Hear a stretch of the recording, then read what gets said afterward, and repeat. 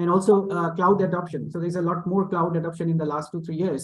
So the risk associated with this rapid digitalization, rapid embracing of remote work, and rapid use of increased use of cloud computing has posed many more risks than they used to before this situation, and it has not been enough mitigation for various companies, and that has shown up in the increase in cyber attacks.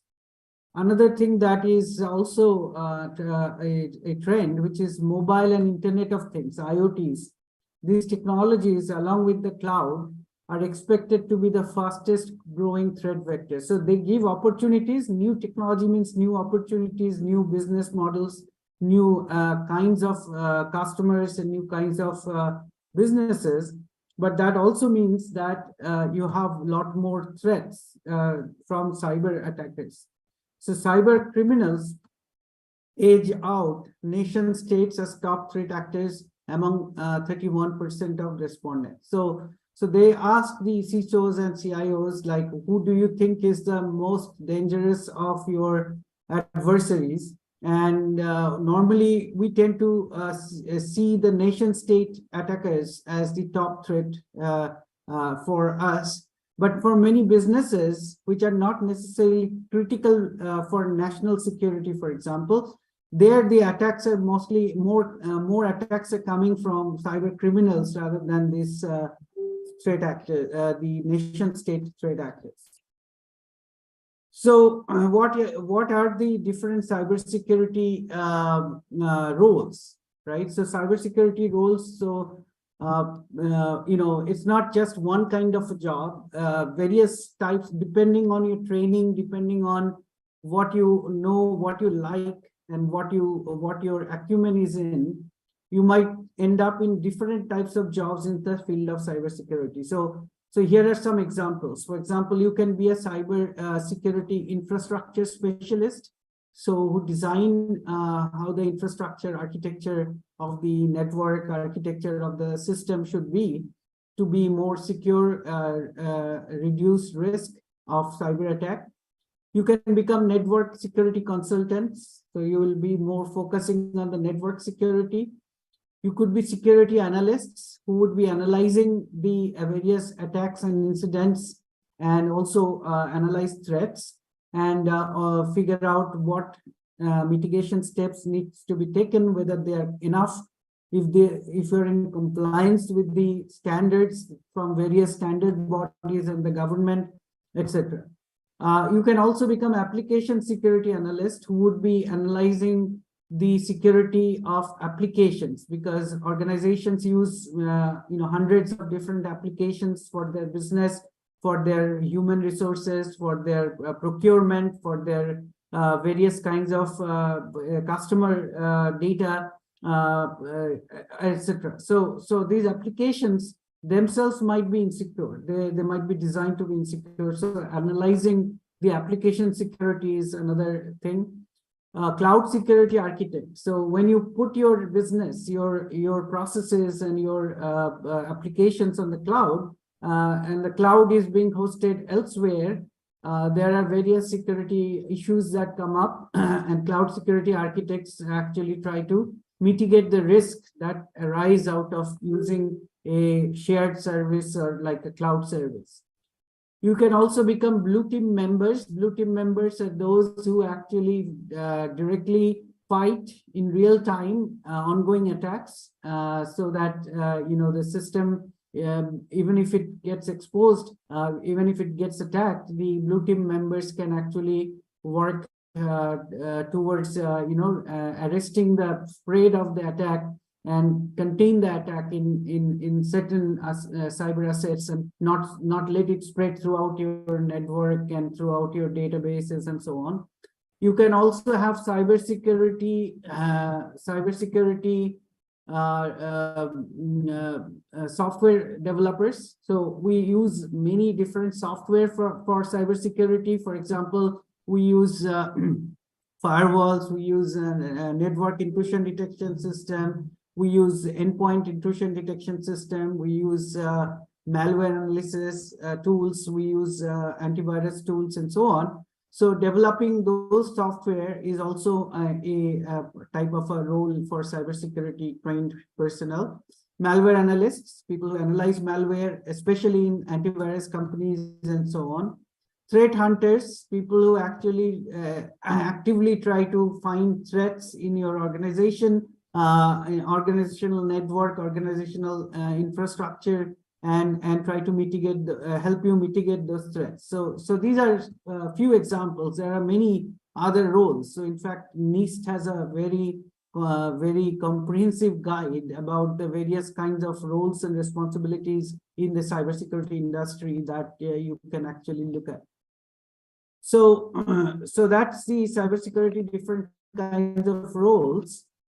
And in order to become a cybersecurity expert, so you don't become cybersecurity expert in like one day or 1 month or even a year, but you have to start somewhere, right? So when you start, normally you learn a number of different things, not all of which you will be doing in your particular role. For example, you will learn about network security, you will learn about vulnerability assessment, you will learn about risk, cybersecurity risk and cyber risk assessment management.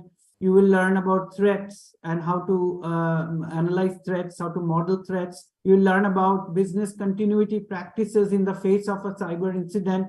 You will learn about data privacy and security. You'll learn about how to do post-mortem analysis once an cybersecurity incident happens in your system. You will learn about incident management when an incident is ongoing, how to go about managing the incident, which includes some communication roles, compliance roles, reporting, and all that.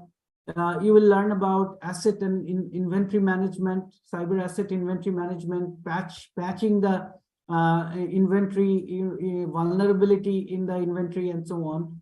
You will learn about data privacy, data management, identity management for authentication and authorization purposes, etc.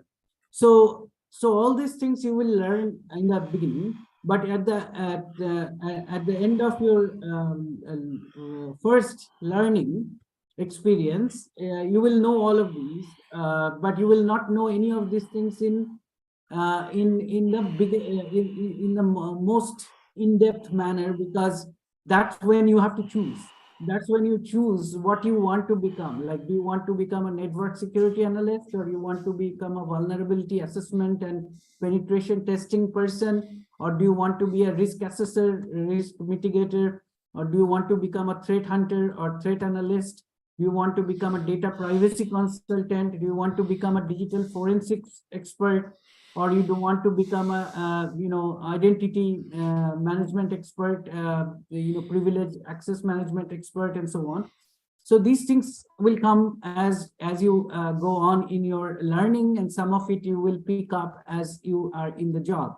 So so that's the idea.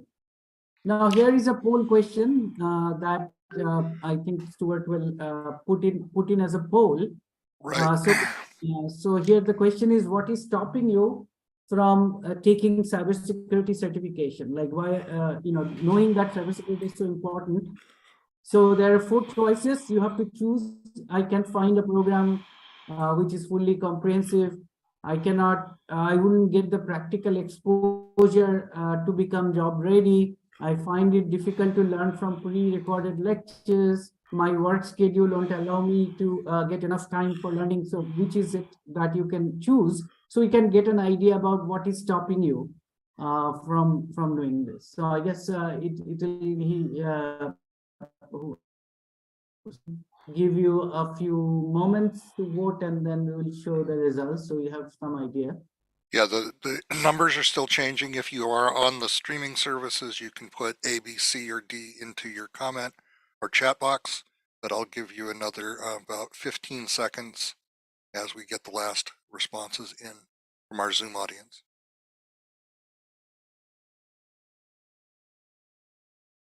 We'll close the poll in 5 seconds. 3, 2, 1. And here are the results. So it's about similar, except that pre-recorded video is not so important aspect. I mean, only about quarter. I think that that's a problem, but more people are worried about finding the right program. Yep. Okay, so we get some idea about where you are coming from. So now about this program, it's a professional certification program in ethical hacking and penetration testing. It's a 6 months long program, and it has a very comprehensive curriculum that we have designed with an industry aligned learning path. So your your live lectures will be given by industry experts. There are integrated labs and hands-on projects for practical experience. So it will not be just theory learning, you will be actually doing. And there are also online live virtual classrooms with peer and instructor interaction, and it is flexible to fit your lifestyle and schedule. So it's about 10 to 15 hours of week commitment for 6 months, at the end of which you will be quite a bit of an expert. And at the end, if you fulfill all the requirements, including projects and the Capstone project, etc., then you will get the certification from IIT Kanpur's Center for Continuing Education. And it's basically an IIT Kanpur stamped certificate.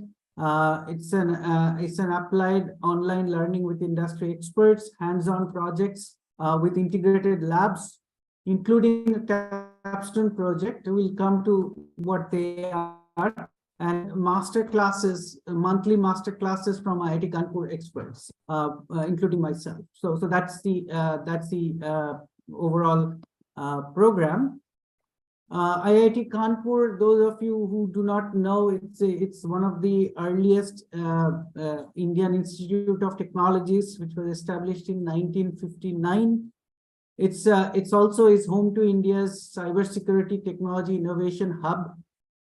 The professional certificate program provides you master classes with IIT Kanpur faculty, a capstone project to showcase your skills, and IIT Kanpur certification upon completion. And some of you might consider IIT Kanpur on your CV to be a good accomplishment, prestigious accomplishment. Also, the curriculum was designed and vetted by IIT Kanpur. So eligibility to enter this program. So you have to have a basic understanding of programming and cybersecurity. Basic understanding means that you have to have at least one programming language, preferably some understanding of C, for example, C language, or maybe Python language, or some other programming language. You have to have a bachelor's degree in a related field, which may include electronics, computers, mathematics, statistics, physics, etc., with 50% or higher marks. And in this one, we do not require you to have a prior work experience. So another poll has come up. So how many years of experience do you currently have? So Stuart will run and give you some time to choose. Yeah, we'll just leave about 25 seconds.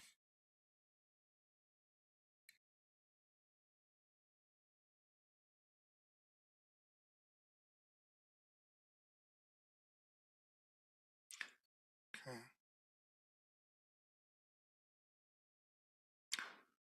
Please get your answers in, and we'll close the poll in about 5 seconds from now.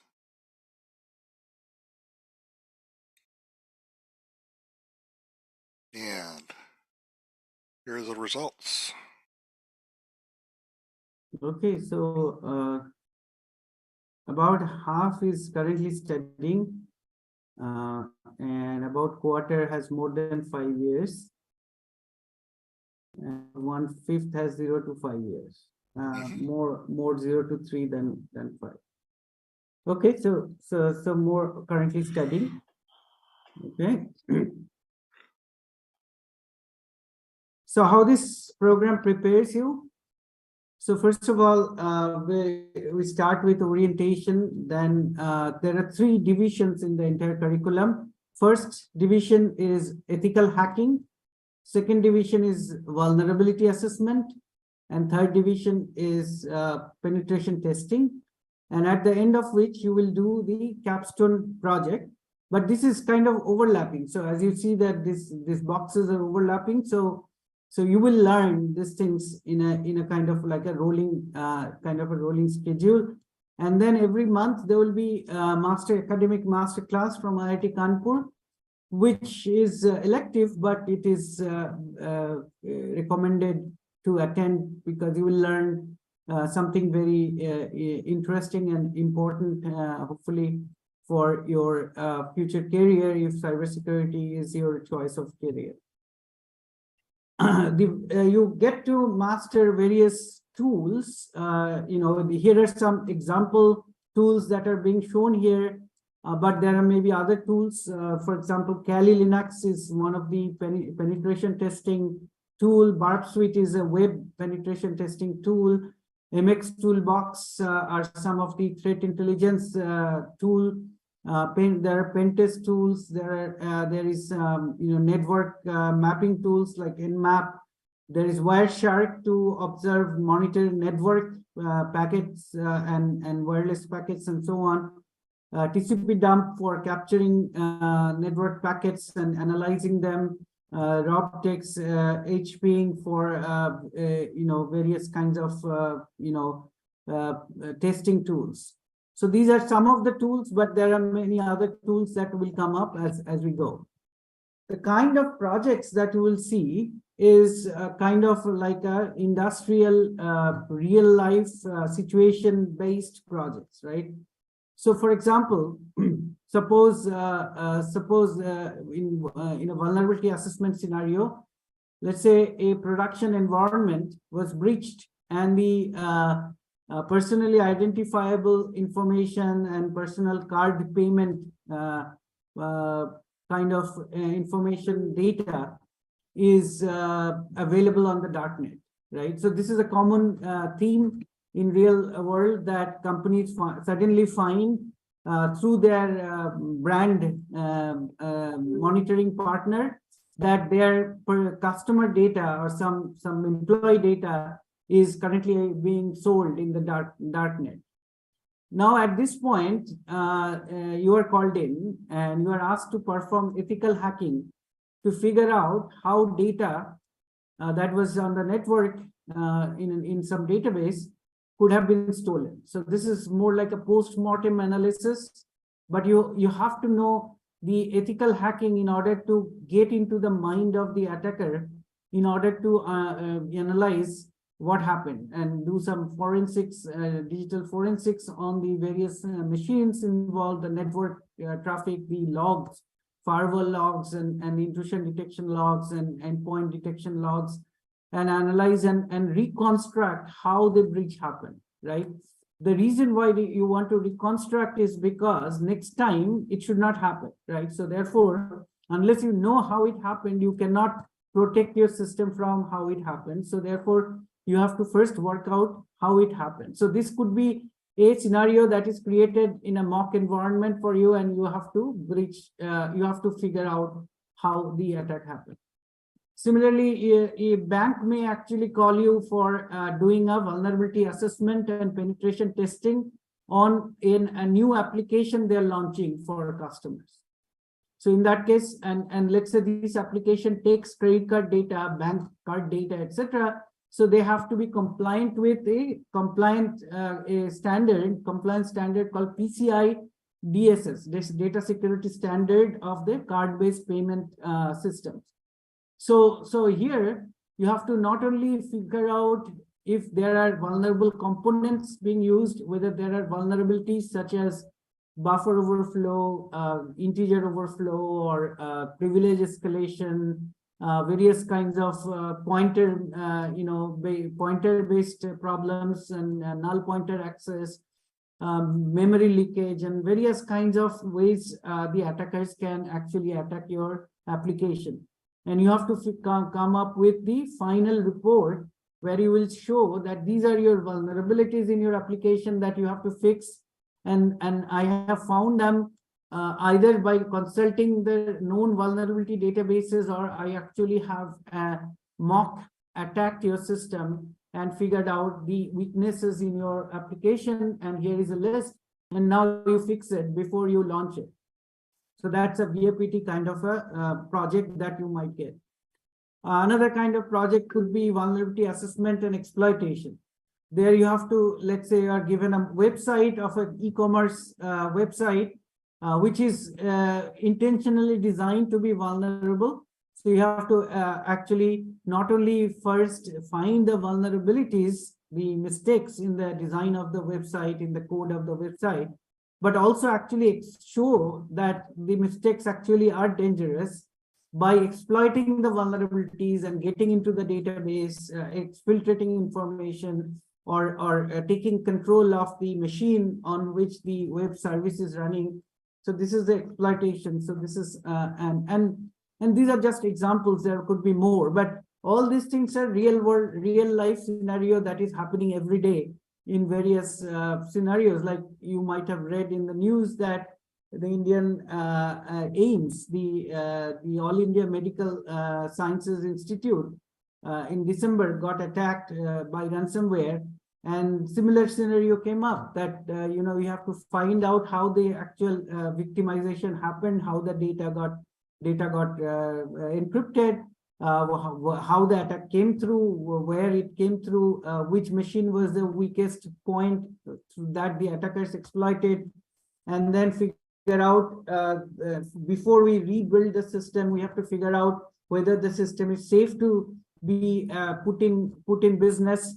So we have to do vulnerability assessment, penetration testing, exploitation, etc., by safe ethical hackers before we actually allow the system to go back up and running. So this is common scenarios. We also have a Capstone project, which actually is a wide project. Other projects are basically for testing your learning, right? But this Capstone project is actually a project that is designed to mimic real life business scenario, which can give you true experience, and which you can put in your CV for your future employers, that look, I have taken, I have done a VAPT or exploitation or risk mitigation in this kind of a scenario. So I know what I have learned and what I am talking about. So learners can choose one project out of several based on their preference. So you will be given several different business scenarios, and you have to do it. They involve real-life business requirements with virtual labs for hands-on learning. And Capstone projects are rigorous in nature and provide great examples of your work for your basically for your CV. So here is a. At this point, I'm going to take back the screen sharing so that I can share the sound for this brief presentation, if I might. Yeah. So let me unshare. Sorry. There we go. And thank you, Professor.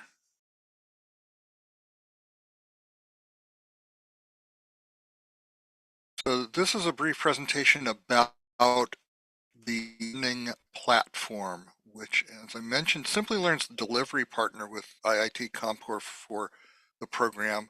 Which means they're taking advantage of our learning management system, and this gentleman will talk about how that works. Welcome to Simplilearn and our unique online bootcamp where millions of professionals have gotten the skills they need to succeed. There are two components that make our online bootcamp approach so successful. Great content from the world's leading technology companies, practitioners, and universities, and a unique and proprietary learning environment that was specifically designed for high engagement and learner support.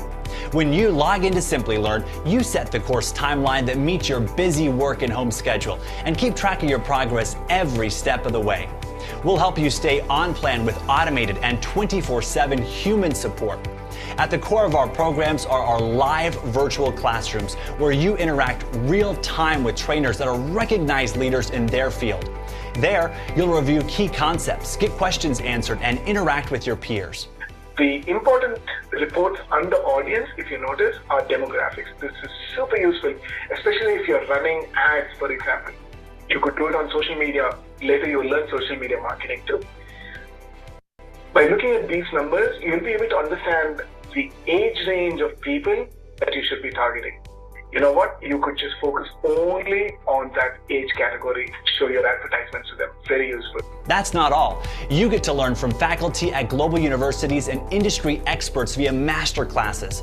Ask your questions to top industry leaders in exclusive Ask Me Anything sessions. So there's another interesting question on the chat box and say that to optimize in YouTube, you could use the rising section of Google Trends and optimize it. Okay, so let's go back to here, right here where it says web searches, and you can see that there's going to be the YouTube searches, okay? So now you can see that the YouTube searches is going to be, so there's a option under not just web search, and there's going to be a YouTube search, okay? So just go ahead and click on YouTube search, and you should be able to optimize your search results. So what is in-stream ads? In-stream ads refer to when we come across any sort of original video, in-stream ads would appear within those video content. So you would be paused when you are watching an original video and lead to a video ad, and then go back to the original video content. We believe people learn best by doing. Go beyond practice. Tackle practical problems with multiple projects and simulations, and work on a real-world capstone project that you can showcase to future employers. Your learning isn't restricted to just live classes. Explore our highly effective self-learning videos and other resources to fine-tune your learning and remain up to date always.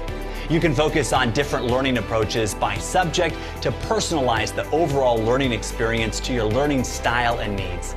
At the end of it all, you get to walk away with globally recognized certificates from top universities for the program, leading companies for specialized courses, and Simplilearn. So, come on in, experience professional learning like you've never done before. Get started today. All right, and as you can see, that was a demonstration that talked about one of our other programs with digital marketing in Purdue University, but this is the same platform that we're using with IIT Kanpur to deliver the ethical hacking and penetration testing program. You saw that you can manage your full learning path. You can access live virtual classrooms, interact with your instructors, do your labs and projects in a virtual machine provided to you in the learning environment, do your tests and assessments to pass through each course, do the Capstone project, which includes mentorship with one of your professors and or instructors rather, and keep track of your progress through the course, including unlocking certificates for each module, as well as the final certificate once you've completed the entire program. And along the way, you have 24/7 support that makes it possible for you to ask for subject matter questions or interact with your peers or ask questions of your instructors. So all of that is available to you on the platform. First, we have, I'm going to continue here. You have met Dr. Shukla, and so this is one of the reasons why this program is so valuable to you, because you have access to his expertise as the program director overseeing the curriculum. So I'm going to talk about learner outcomes briefly before we get to the Q&A. And the cohorts for this program come from a number of different industries, not just software or technology, but also telecoms, financial services, retail, wholesale, healthcare. Virtually every industry is subject to cybersecurity threats, and virtually every industry requires skills of cybersecurity experts. You can see some of the hiring companies along the right-hand side from many different industries. And at this point, I'd like to ask one more poll question, which is, based on what you've heard so far from Dr. Shukla, are you interested in enrolling in this program?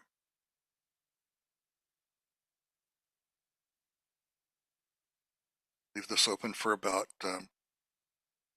15 more seconds, since it's a yes or no question.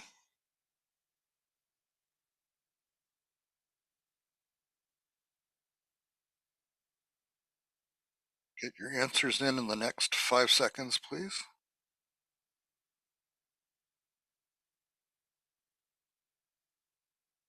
And here is the poll result.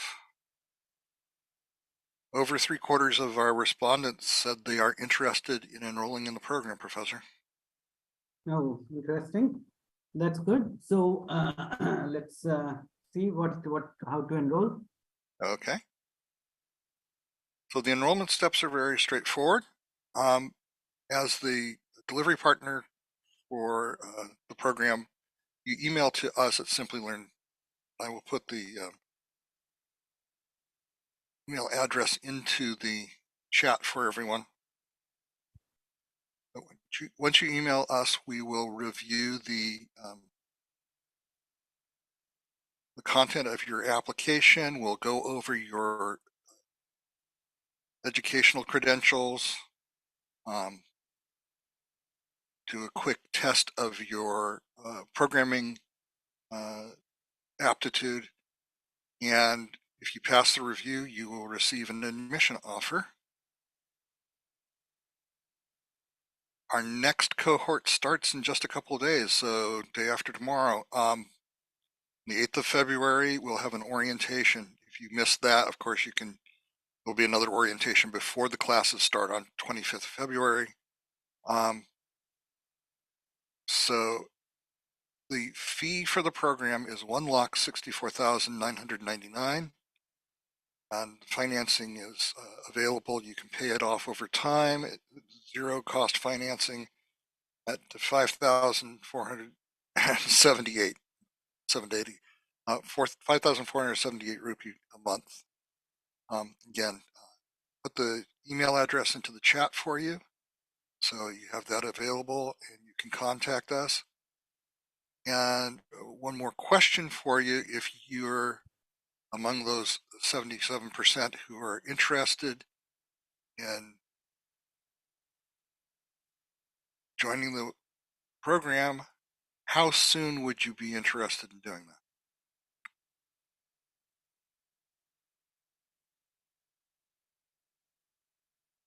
Again, we'll just leave this open for about 15 seconds.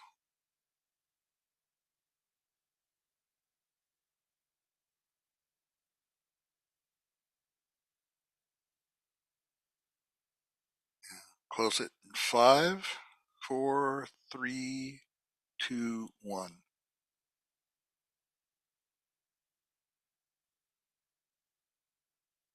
So about 50% of the audience, just shy of 50% of the audience, are interested in joining the next February classes, or the ones just after that, March or April.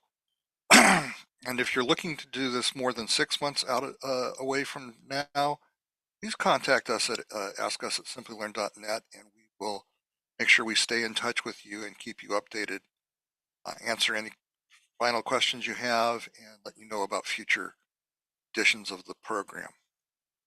So at this point, we're at the question and answer period. Yeah.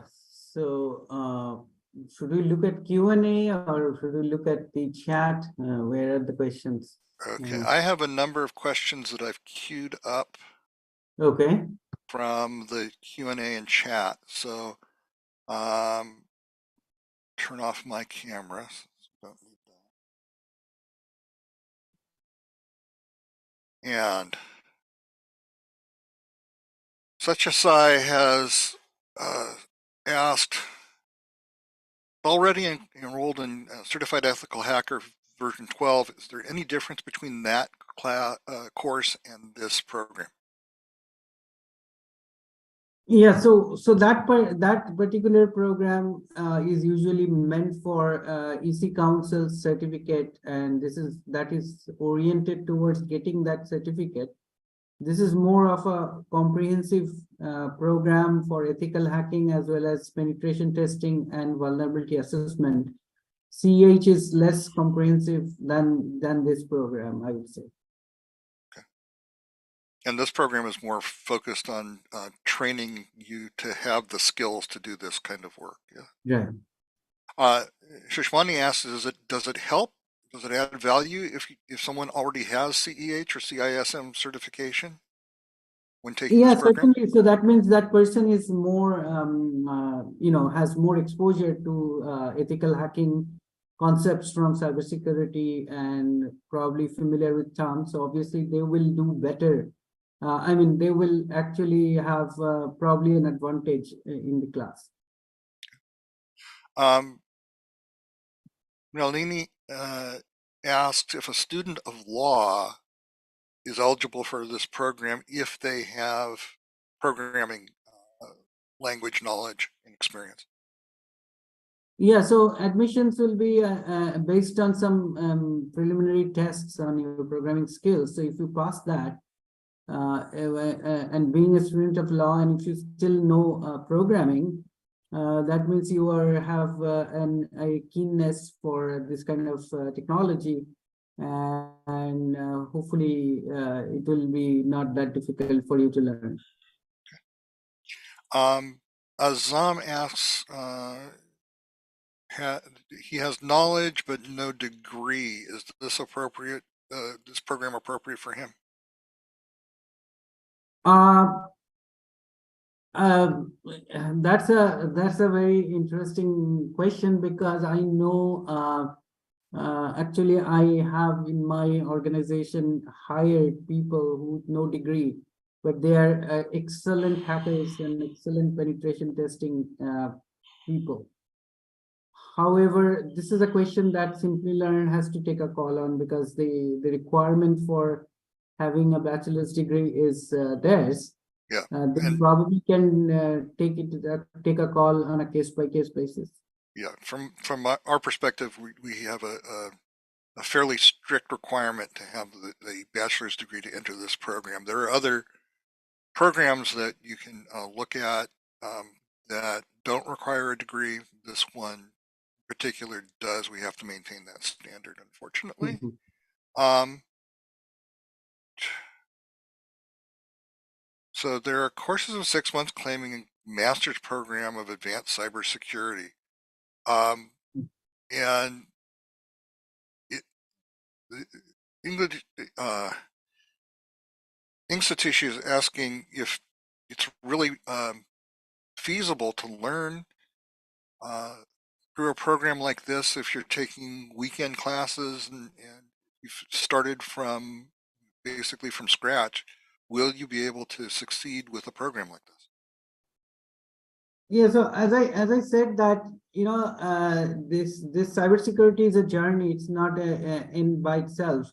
So this 6-month training is a beginning of a journey, and you have to take that journey in your on-job experience with your own readings and own practicing. What this program gives you is sort of like a introduction and practice in the fundamentals of ethical hacking and penetration testing and vulnerability assessment, and so that you can actually go propel yourself into a perpetual self-learning mode. So I cannot say that depending on where you start and depending on how intensely you learn, even if you give 10 to 15 hours a week for 6 months, that's a good enough good time. If you really focus and really give that time, I think you will be in a very good shape to self-propagate yourself into the cybersecurity career. But different people learn in different pace and different ways and with different focus.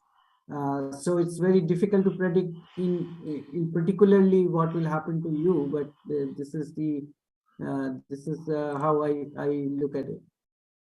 And this is one of the reasons why we do the initial admission review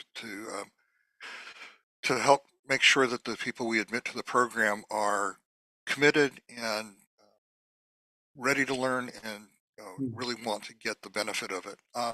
Shyam asked a related question, which I'll answer, which is, what's the benefit of this program over free programs on other online platforms? And we can certainly say that the things you get from a free program are generally pre-recorded sessions or self-directed learning without interaction from live instructors, without necessarily the depth of knowledge being transferred from the institution like IIT Kanpur. So this program offers a great deal of value over just the free self-study programs. And Simplilearn adds go ahead. Labs. Also the practice labs on virtual environment, which is not available outside. That's correct. And culminating in the Capstone project, which is a real exercise of showing off all the skills you've learned and demonstrating them in a real world problem solution that you built yourself. So we have a couple of questions about philosophy or state of the art. Shyam asks, what is your view on the overlap between AI and pen testing? AI and pen testing. Yeah. Well, pen testing is a method by which you penetrate a network, penetrate a computer or system by exploiting vulnerabilities to show to your whoever hired you that his system or his network or his server, etc., are vulnerable to attacks. And if an external adversary finds it, they will certainly attack it. So it's better find what can happen to him. So he can fix it, and he can get mitigation measures. He can put firewall rules. He can put various anti-virus and endpoint detection and response system and things like that. Of course, nowadays, to do this penetration testing, sometimes you have to write programs which will actually do the exploitation, right? So you cannot continue to hit the system with a particular HTTP message manually again and again before you succeed. So you may have to automate these things. So nowadays, with some of this automation can be powered by AI generated code and things like that. Other than that, AI and penetration testing really do not overlap as such. You can also do penetration testing of an AI system, which is like ChatGPT and things like that. You can also have ChatGPT write a code for you to do penetration testing. So there is some connections, but that's rather AI can be brought to the service of a penetration tester for automating his penetration testing activities. Thank you. Garansh asks, what do you see as the the future scope for advantages of a career as a certified ethical hacker? See, you don't choose to be a certified ethical hacker forever, right? So you want to grow in your career by starting somewhere, and that could very well be a certified ethical hacker. You will be hacking to expose weaknesses in the system of your employer, and then eventually at some point you will have so much expertise that you will be managing probably a set of a team that does risk assessment, risk mitigation, in which the ethical hacking is one of the ways to assess risk. And then over time, you might move to become a SOC analyst or security operations center analyst, and then a security operations center leader. And then maybe, and in one day you will become a CISO. So I would say becoming a certified ethical hacker is a step towards a career in cybersecurity. But this is not a permanent career, as like programmers, right? So nobody remains a programmer throughout their IT career. They start with programming, then they become designer, software design architect, and then they become consultant, then they become strategists, and then they grow into various other roles.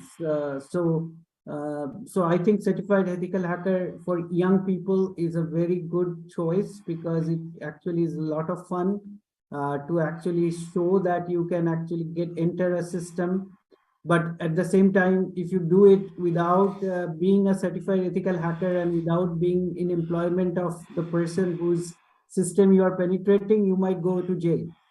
So if you want to want to have the fun of penetrating other system, exploiting other systems, but not go to jail, then you might as well become a certified ethical hacker and put your skill to the service of an organization, which will be protected because of your skills.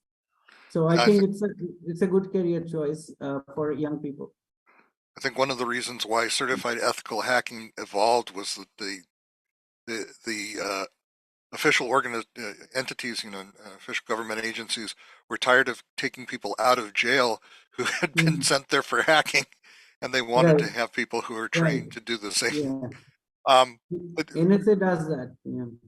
Nicholas asked an interesting question, which is, do you think that state agencies or other cybersecurity organizations actually keep their eye on cybersecurity professionals, that if you become a certified ethical hacker, that there will be somebody watching you? I think that they're always looking for talent, scouting for talent. So if you become well known in the hacker community, you certainly will will attract attention. But that's not because they want to persecute you, but they're looking for talents. Thank you. And I want to ask or answer a question myself here from Melkor, who asks if we offer scholarships or other financial assistance, or how the financing works. We do not offer scholarships or bursaries, but the no-cost financing allows you to enroll in the program, start the program, and pay it off over time, so that it's not a matter of paying all the way first and then enrolling. So what is the last question I'm going to take here is fairly typical of several. User Tango says he's a banker with 47 years of experience and has MCA qualification.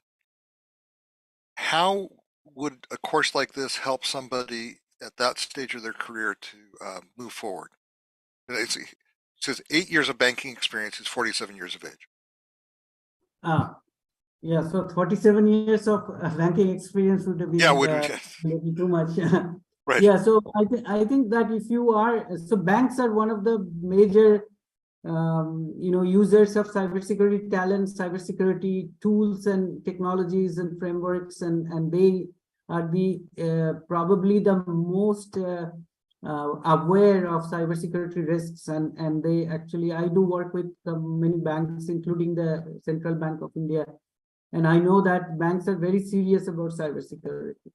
So now the question is that if you are a banker and you want to move away from your business roles into a cybersecurity role, I would suggest you probably talk to your cybersecurity team, because it depends on how accepting they are to such lateral movement.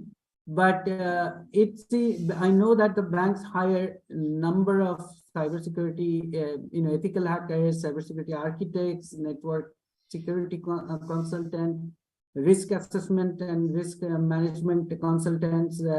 They hire various types of roles for data privacy, data loss prevention, architect, and so on.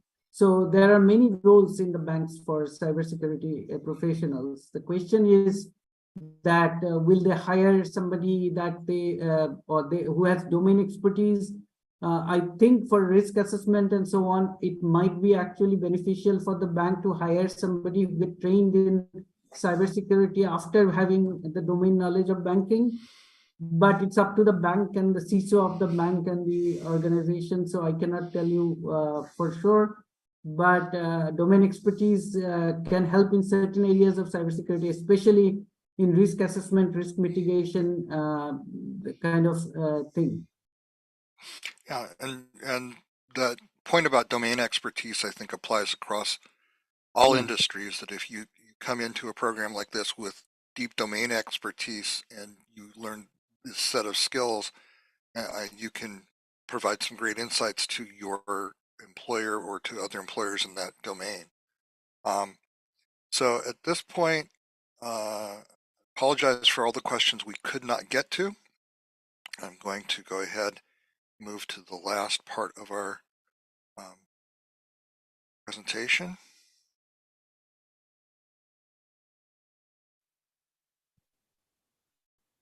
So a final poll question.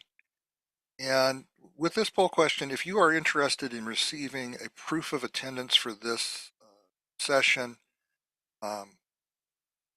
please answer yes to that. But also, if you're interested in getting assistance in enrollment, let us know.